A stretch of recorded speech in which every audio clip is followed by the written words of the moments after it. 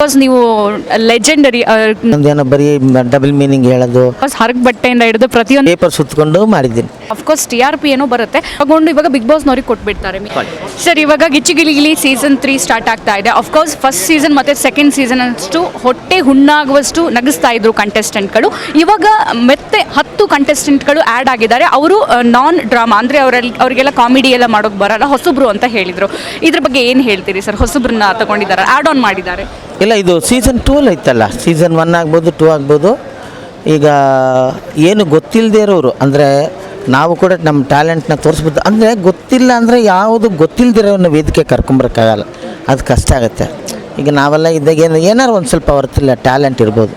ಈ ಏನೋ ರೀಲ್ಸ್ ಮಾಡೋರು, ಮತ್ತು ಇದೇನೋ ಇವಾಗ ಏನೇನೋ ಬಂದಿದೆಯಲ್ಲ ಟಿ ವಿಯಲ್ಲಿ ಡಬ್ ಸ್ಮ್ಯಾಶು, ಈ ಥರ ಮಾಡೋರನ್ನ ನೋಡಿ ಹುಡುಕಿ ಅದರಲ್ಲಿ ಇರೋವಂಥ ಟ್ಯಾಲೆಂಟ್ಗಳನ್ನ ಕರ್ಕೊಂಬಂದಿರ್ತಾರೆ. ಅವರು ಸಂಗೀತಗಾರರು ಇರ್ಬೋದು, ಡ್ರಾಮಾ ಮಾಡೋರು ಇರ್ಬೋದು, ಆ್ಯಕ್ಟ್ ಮಾಡೋರು ಇರ್ಬೋದು, ಅಥವಾ ಬೇರೆ ಏನಾರು ಜಾನರಲ್ಲಿ ಇರ್ಬೋದು.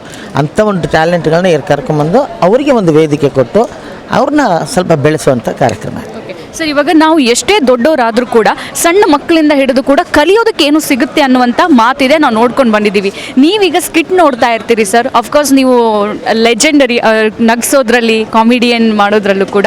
ಸೊ ನಿಮಗೆ ಏನೇನು ಹೊಸತನದ್ದು ಅಂದರೆ ಅರಿವಳಿಕೆ ಆಯಿತು, ಏನು ತಿಳಿತಾ ಹೋಯಿತು ಸರ್ ಈ ವೇದಿಕೆ ಬಂದ ಮೇಲೆ?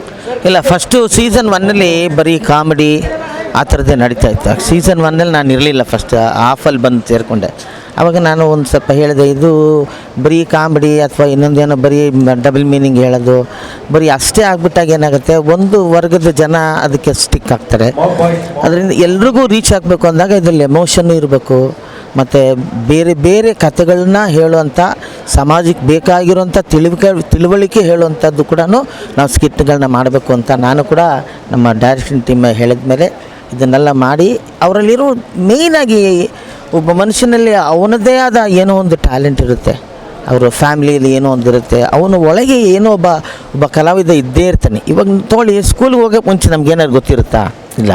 ಸ್ಕೂಲ್ಗೆ ಹೋದ್ಮೇಲೆ ಅಲ್ಲಿ ಸ್ಪೋರ್ಟ್ಸಿಗೆ ಸೇರ್ತೀವಿ, ಮ್ಯೂಸಿಕ್ ಸೇರ್ತೀವಿ, ಏನೋ ಕಲಿತೀವಿ. ಟೀಚರ್ ಹೆಂಗೆ ಮನೇಲಿ ಹೆಂಗೆ ಮರ್ಯಾದೆ ಕೊಡಬೇಕು, ತಾಯಿ ತಂದೆ ಹೆಂಗೆ ನೋಡ್ಕೋಬೇಕು, ಇವೆಲ್ಲ ನಾವು ಸ್ಕೂಲಲ್ಲಿ ಕಲ್ತಂಗೆ ಈ ಗಿಚ್ಚಿಗಿಲಿ ವೇದಿಕೆ ಅದಕ್ಕೋಸ್ಕರನೇ ರೆಡಿ ಆಗಿರೋದು. ಇಲ್ಲಿ ಬಂದು ಕಲಿಬೋದು ಸರ್. ಇನ್ನು ನಿಮ್ಮನ್ನು ನೋಡೋದಕ್ಕೆ ಖುಷಿ ಆಗೋದು ಸಿನಿಮಾದಲ್ಲಿ ಬೇರೆ ಬೇರೆ ಪಾತ್ರಗಳಲ್ಲಿ, ಆಫ್ಕೋರ್ಸ್ ಹರಕ್ ಬಟ್ಟೆಯಿಂದ ಹಿಡಿದು ಪ್ರತಿಯೊಂದು ಪಾತ್ರ ಮಾಡಿ ನೋಡಿದ್ದೀನಿ. ಬಟ್ಟೆ ಇಲ್ಲದೇ ನಾವು ನೋಡಿ ಬರೀ ಪೇಪರ್ ಸುತ್ತಕೊಂಡು ಮಾಡಿದ್ದೀನಿ.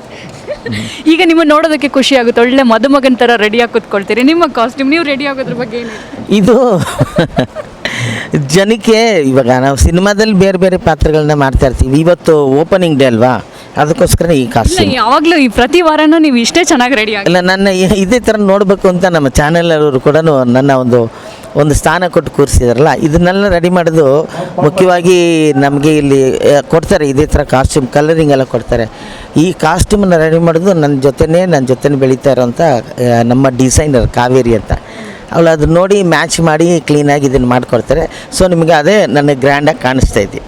ಓಕೆ ಸರ್, ಇನ್ನು ಬಿಗ್ ಬಾಸ್ ಕಂಟೆಸ್ಟೆಂಟ್ನ ಇವಾಗ ಇಲ್ಲಿ ಕರೆಸ್ತಾ ಇದ್ದಾರೆ. ಅಫ್ಕೋರ್ಸ್ ಹೊಸಬರಿಗೆ ಎಲ್ಲೋ ಒಂದು ಕಡೆ ಅಂದರೆ ಹಳಬ್ರು ಕೂಡ ಇದ್ದರು ಸೀಸನ್ 2 ಅಲ್ಲಿ.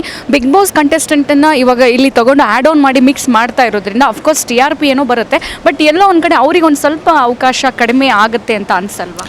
ಎಲ್ಲಿ ಅವಕಾಶ ಕಡಿಮೆ ಆಗುತ್ತೆ ಅಂತ ಸ್ಕಿಟ್ಗಳಲ್ಲಿ, ಯಾಕಂದರೆ ಈಗ ಇವ್ರನ್ನ ಆ್ಯಡ್ ಮಾಡೋದ್ರಿಂದ ಇವರ ಪರ್ಟಿಕ್ಯುಲರ್ ಪ್ಲೇಸ್ನ ತಗೊಂಡು ಇವಾಗ ಬಿಗ್ ಬಾಸ್ನವ್ರಿಗೆ ಕೊಟ್ಬಿಡ್ತಾರೆ.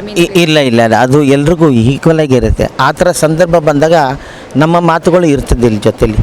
ಬಿಗ್ ಬಾಸಲ್ಲಿ ಆಲ್ರೆಡಿ ಇವರು ಹಿಟ್ಟಾಗಿರ್ತಾರೆ, ಆ ಒಂದು TRP ಚಾನಲ್ಗೆ ಇರಬಹುದು. ಆದರೆ ಹೊಸಬ್ರಿಗೆ ಜಾಸ್ತಿ ಚಾನ್ಸ್ ಕೊಡೋದಿಲ್ಲ, ಯಾಕೆಂದರೆ ಇಲ್ಲಿನ ಬೆಳೆಸೋಕ್ಕೆ ಈ ವೇದಿಕೆಯಲ್ಲಿ ಬಂದು ಹೊಸಬ್ರನ್ನ ಬೆಳೆಸೋಕ್ಕೋಸ್ಕರನೇ. ಬಿಗ್ ಬಾಸ್ ಕಂಟೆಸ್ಟೆಂಟ್ಸ್ ಇಲ್ಲಿ ಬರೋದ್ರಿಂದ ಅವರು ಈ ವೇದಿಕೆಯಲ್ಲಿ ಕಲಿಯೋದು ತುಂಬ ಇರ್ತದೆ. ಅಂದರೆ ಕ್ಲಾಶ್ ಆಗಲ್ವಾ ಅವ್ರ? ಖಂಡಿತ ಕ್ಲಾಶ್ ಆಗೋದಿಲ್ಲ, ಯಾಕೆಂದರೆ ಅದು ಬೇರೆ ಇದು ಬೇರೆ ಅಲ್ವಾ. ಈ ವೇದಿಕೆಯಲ್ಲಿ ಬಂದಾಗ ಅದು ಅಲ್ಲಿ ಮನೆ ಒಳಗಿರ್ಬೇಕು, ಇಲ್ಲಿ ಮನೆ ಹೊರಗಡೆ ಜನರು ನೋಡ್ತಾ ಇರ್ತಾರೆ, ಲೈವ್ ಆಗಿ ಇದು ಪರ್ಫಾರ್ಮೆನ್ಸ್ ಮಾಡೋದಿರುತ್ತಲ್ಲ. ಸೊ ಅವ್ರಿಗೆ ಕಲಿಯುವಂಥದ್ದು ತುಂಬ ಇರ್ತದೆ.